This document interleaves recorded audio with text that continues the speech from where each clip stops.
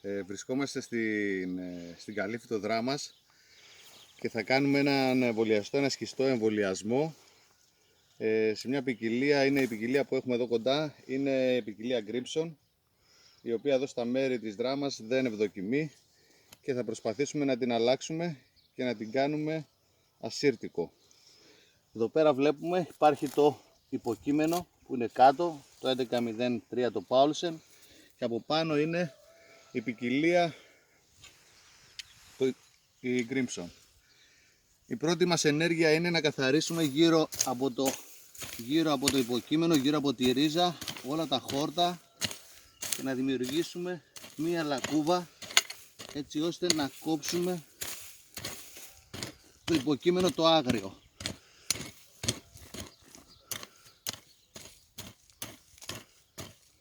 Το χώμα αυτό θα το χρειαστούμε μετά, γι' αυτό το βάζουμε σε αυτό εδώ το σημείο και όσο μπορούμε πιο ψιλοκομμένο και πιο αραιό. Στη συνέχεια παίρνουμε το μπριόνι και κόβουμε το υποκείμενο.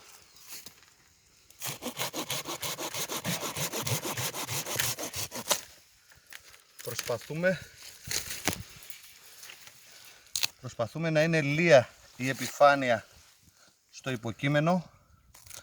Καθαρίζουμε τις φλούδες όλες αυτές και έχουμε τον κορμό του υποκειμένου.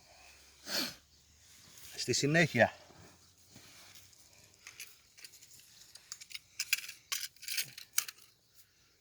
με ένα σφυρί και ένα κατσαβίδι ίσιο προσπαθούμε να σχηματίσουμε μία σχισμή.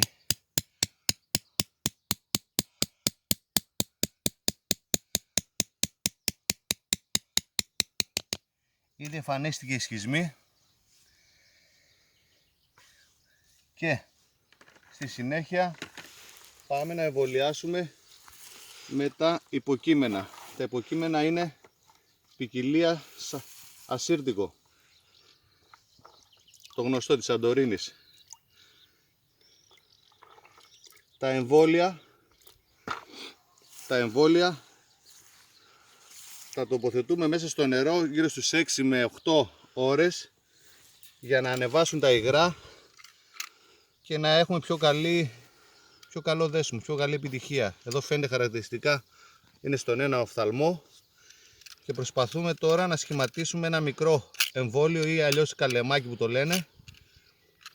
Το μυστικό είναι εδώ η επιφάνεια που ξύνουμε να είναι λία έτσι ώστε να έχει καλή επαφή με τα τυχώματα του εμβολίου. Η θέση που τοποθετούμε το εμβόλιο είναι στους ακριανούς δακτυλίους του υποκειμένου και μετά με ένα σφυράκι λίγο κάνουμε την πλήρη εφαρμογή. Επίσης θα βάλουμε ακόμα ένα εμβόλιο ακριβώς το ίδιο, φαίνεται στον ένα οφθαλμό, φαίνεται να έχει και δύο οφθαλμούς εδώ πέρα, δεν μας πειράζει αυτό.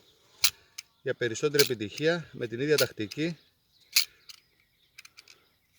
ξύνουμε την επιφάνεια αυτή, προσπαθούμε να είναι όσο το δυνατόν πιο λία για καλύτερη επαφή μεταξύ των δύο και το τοποθετούμε και αυτό στην απέναντι σχισμή, στην πλάγια και τοποθετούμε εκεί πέρα. Στη συνέχεια αφαιρούμε το κατσαβίδι και ερχόμαστε και δένουμε με το σκοινί. Ο σπάγκος συγκεκριμένα είναι κανάβινος για να αυτοκαταστραφεί μόνος του, δεν είναι πλαστικός, και ο κόμπος εδώ πέρα γίνεται στην άλλη πλευρά, όχι ακριβώς δίπλα πάνω από το εμβόλιο, ακριβώς από κάτω. Και εννοείται μετά για καλύτερη συγκόλληση χρησιμοποιούμε κεραλιφή, βάζουμε μέσα στις σχισμές όση ποσότητα χρειάζεται, αλήφουμε και το πάνω μέρος του εμβολίου λίγη αληφή και εννοείται από τα πλάγια το γεμίζουμε μέχρι εκεί που έχει φτάσει περίπου η σχισμή. Αλίβουμε με κεραλιφή έτσι ώστε να μην πάρει αέρα και να υπάρχει καλύτερη συγκόλληση μεταξύ εμβολίου και υποκειμένου.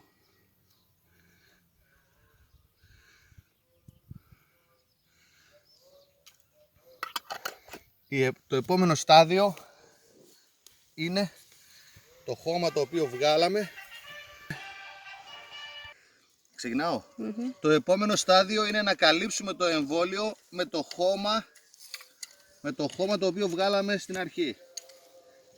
Περίπου στα 3 με 4 δάχτυλα πάνω από το εμβόλιο σχηματίζουμε αυτή την κούρβα που λέγαμε.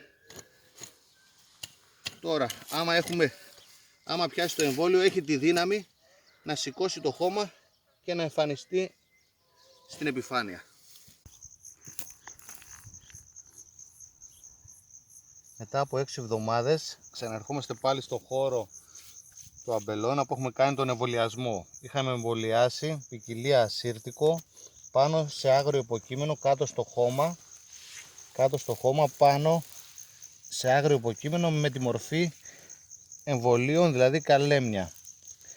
Ανοίγουμε ξανά το χώρο στο σημείο το οποίο έγινε εμβολιασμός για να δούμε αν υπάρχουν ριζίδια ξεχωριστά πάνω από το εμβόλιο και όχι να κουμπάνε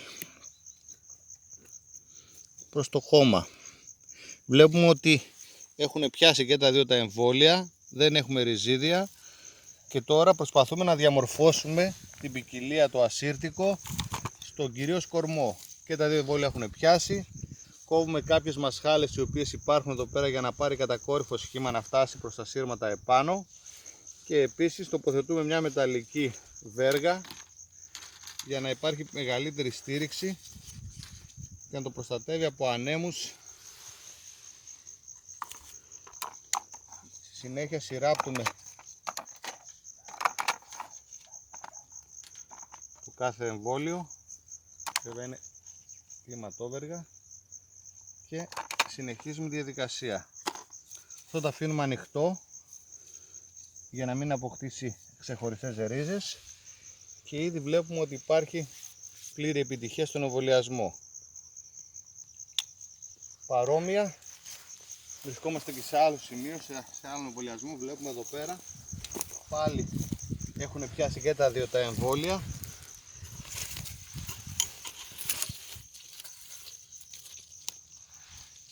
Προσπαθούμε να διαμορφώσουμε πάλι κορμό, το βλέπουμε.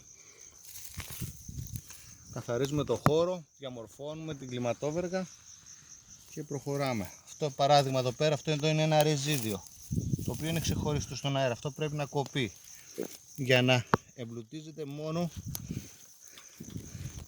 από το κυρίως υποκείμενο.